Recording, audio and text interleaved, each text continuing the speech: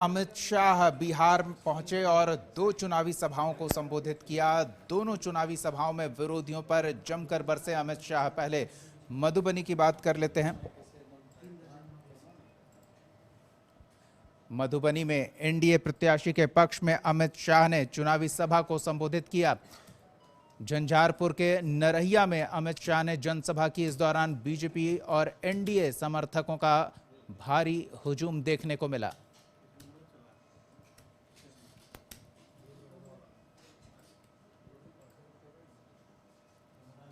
जनता party और NDA ने सबसे सफल प्रधानमंत्री पिछड़ा वर्ग समाज से मोदी जी को बनाने का काम भारतीय जनता पार्टी ने।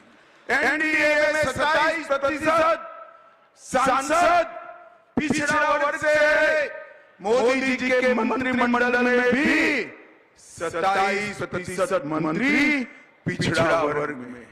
केंद्र सरकार के सारे शिक्षा संस्थानों में 27% आरक्षण अगर किसी ने दिया तो हमारे नरेंद्र मोदी जी ने दिया है। नरेंद्र मोदी जी। तो जहां जेडीयू प्रत्याशी रामप्रीत मंडल के पक्ष में चुनाव प्रचार करने पहुंचे अमित शाह, तो दूसरी ओर गिरिराज सिंह के लिए भी चुनावी सभा में अमित शाह ने विरोधियों पर जमकर हमला बोला। तेज धूप गर्मी के बावजूद अमित शाह के दौरे ने सियासी तापमान भी बढ़ाया। क्या कुछ कहा बेगूसराय में अमित शाह ने, सुनिए। नेतृत्व में इस देश को दुनिया का नंबर 1 देश बनाने का ये चुनाव है भाइयों बहनों। ये राहुल बाबा, लालू जी, ममता, उद्धव ठाकरे, लेनिन, स्टालिन ये देश को संभाल नहीं सकते। एक मजबूत नेतृत्व चाहिए, पूर्ण बहुमत की सरकार चाहिए। 400 पार करा कर दीजिए। आपने 300 सीटें दी, मोदी जी ने 370 हटाया। ट्रिपल तलाक समाप्त किया, राम मंदिर बनाया, करोड़ों गरीबों को अपने जीवन स्तर उठाने का मौका दिया। इस बार 400 दीजिए, देश को दुनिया में नंबर 1 बनाने का काम नरेंद्र मोदी जी करेंगे।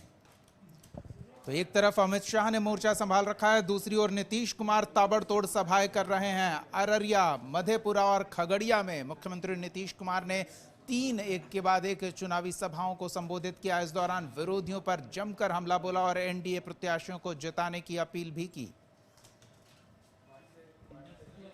कांग्रेस वाले पहले राज में, बाद में 15 साल तक जो राज में थे, अपने हट गए तो पत्नी को बना दिया।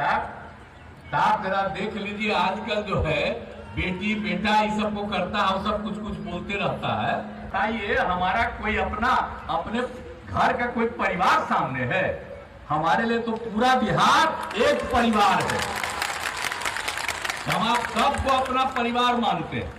और कुछ लोग अपना परिवार, बीवी को, बेटा को, बेटी को, उसी को मानते हैं। देख लीजिए, हालत समझ लीजिए। अरे कांग्रेस वाला भी आजादी हुआ है और उसका कौन आ रहा है? परिवारे का आ रहा है और सब परिवारे वाला है। कोई अब पुरानी स्थिति को याद करिए। लोग तो पुरानी बातों को भुला जाते हैं, तो याद मत करिए, हम इसीलिए याद करा देते हैं आपको। जो काम हम 5 में आए, हम लोग और भाजपा के लोग एक साथ थे और उसी समय एक एक काम हम लोगों ने करवाया। और कितना ज्यादा हम लोगों ने शिक्षकों के लिए कितनी बहाली करवाया, लड़के लड़कियों की पढ़ाई के लिए। और फिर कोई भी स्थिति थी, स्वास्थ्य की भी स्थिति खराब थी, तो हम लोगों ने तो एक एक काम करवा दिया। प्राथमिक स्वास्थ्य केंद्रों में डॉक्टर की उपस्थिति करवाई। और क्या हालत था, आप जरा याद करिए। 5 के पहले प्राथमिक स्वास्थ्य केंद्र में तो दोनों तरफ से घेरने की कोशिश हो रही है बिहार में INDI अलायंस को मात देने के लिए। हमारे साथ संपादक अशोक मिश्रा जुड़ रहे हैं, उनसे हम समझने का प्रयास करते हैं कि अब बारी तीसरे चरण की है और नेताओं के तेवर बदलते दिख रहे हैं। पहले और दूसरे चरण के मुकाबले हमले और तीखे हो गए हैं, मुद्दे बदल रहे हैं कुछ कुछ। बिल्कुल, देखिए पहले मोदी जी का 400 के पार था और 40 की 40 सीटें बिहार में मिले एनडीए गठबंधन को, इसका दावा था।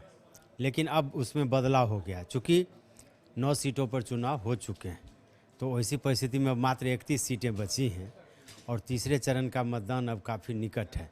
तो जो भौगोलिक परिस्थितियां हैं वो तो हैं ही, राजनीतिक समीकरण में भी बदलाव आ रहा है। जो जो चुनाव नज़दीक आ रहा है या कह सकते हैं कि चुनाव की तारीखें जो जो नज़दीक आ रही हैं, मौसम के मिजाज की तरह चुनाव का भी मिजाज बदलते जा रहा है और यही वजह है कि नेताओं के सुर भी अब बदलने लगे। जो तीसरे चरण का चुनाव है उस चुनाव में हालांकि बीजेपी की जो सीटें हैं वो कम हैं।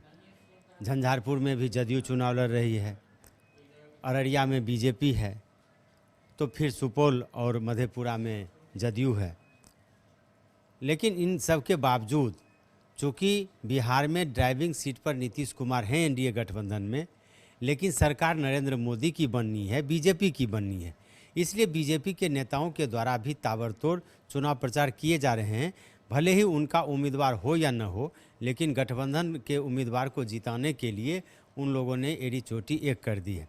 यही वजह है कि आज जो अमित शाह जी का दौरा था, उस दौरे में एक सीट झंझारपुर में जहां वो जदयू के खाते में है, तो दूसरा जो वो बेगूसराय आए हैं तो वो बीजेपी के खाते में। लेकिन अमित शाह के तेवर बिल्कुल बदले। कल तक तो कहा जाता था कि इंडिया गठबंधन में दूल्हा कौन होगा, लेकिन आज फिर बीजेपी ने जो तंज कसा है, या प्रधानमंत्री नरेंद्र मोदी का बयान जो आ रहा है या अमित शाह जी का जो बयान आ रहा है, उसमें साफ तौर पर यह जनता को बताने की कोशिश की जा रही है कि जो इंडिया गठबंधन है उसमें अनेक नेता हैं और सभी की महत्वाकांक्षा प्रधानमंत्री बनने की है। वैसी परिस्थिति में इन लोगों के बीच में अगर तालमेल होगा तो एक साल के लिए प्रधानमंत्री बनने की बात करेंगे। यानी कि ये अस्थाई सरकार नहीं दे सकते और जनता की आकांक्षा पर वो खरा नहीं उतर सकते, ऐसा अमित शाह जी और नरेंद्र मोदी कर रहे हैं। दूसरी तरफ आपने देखा होगा कि जो तेजस्वी यादव का आज का दौरा है, या फिर लालू प्रसाद यादव आज चुनावी समर में कूदे हैं, बेटी रोहिणी आचार्य ने नामांकन किया है, तो इन लोगों ने साफ तौर पर एक चीज़ को टारगेट किया है और इनका दावा है कि पिछले 10 वर्षों में एनडीए की जो सरकार है वो जनता की कसौटी पर खड़ी नहीं उतरी है, यानी कि विकास के जो काम हैं वो नहीं हुए। लेकिन इन सब के बावजूद एक बात तय है कि जातीय समीकरण के द्वारा ही नेता अपनी कुर्सी बचाने, चुनाव जीतने के लिए प्रयासरत हैं और यही बात है, वजह है कि अभी भी आप देख लीजिए कि नेताओं के जो भाषण होते हैं वो घूम फिर करके जाति पर ही आ जाते हैं और इसके पीछे मुख्य वजह यही है कि दोनों एक दूसरे पर आरोप लगा रहे हैं कि ये संविधान बदलना चाहते हैं। दोनों एक दूसरे पर ये आरोप लगा रहे हैं कि ये आरक्षण समाप्त करना चाहते हैं और दोनों दावा भी कर रहे हैं कि हमारे रहते हुए न कोई संविधान खत्म कर सकता और न आरक्षण खत्म कर सकता। तो नेताओं के द्वारा जनता को लुभाने के लिए बयानबाजी जारी है और आज जिस तरह से अमित शाह जी का तेवर था उससे ये साफ है कि बीजेपी किसी भी कीमत पर चुनाव जीतना चाहती है और यही वजह है कि अमित शाह ने आज विकास की भी बातें की, जो क्या क्या देश में हुआ, लेकिन इन सब के बावजूद विपक्षी एकता को किस तरह से कमज़ोर किया जा सके, इसके लिए अमित शाह ने आज पूरी बात जनता के समक्ष रखी और उन्होंने यह दावा किया कि विपक्षी गठबंधन है वो बेमेल का गठबंधन है और उसमें कहीं न कहीं तालमेल का अभाव है जो जनता के लिए बेहतर काम नहीं कर सकती है। जी बहुत बहुत धन्यवाद अशोक जी इस तमाम बातचीत और जानकारी के लिए। तो देखना दिलचस्प होगा कि आगे और नेताओं के तेवर कितने बदलते हैं, बातों में तल्खी कितनी आती है। तीसरे चरण में माहौल गर्माता जा रहा है, अभी और बाकी है चुनाव।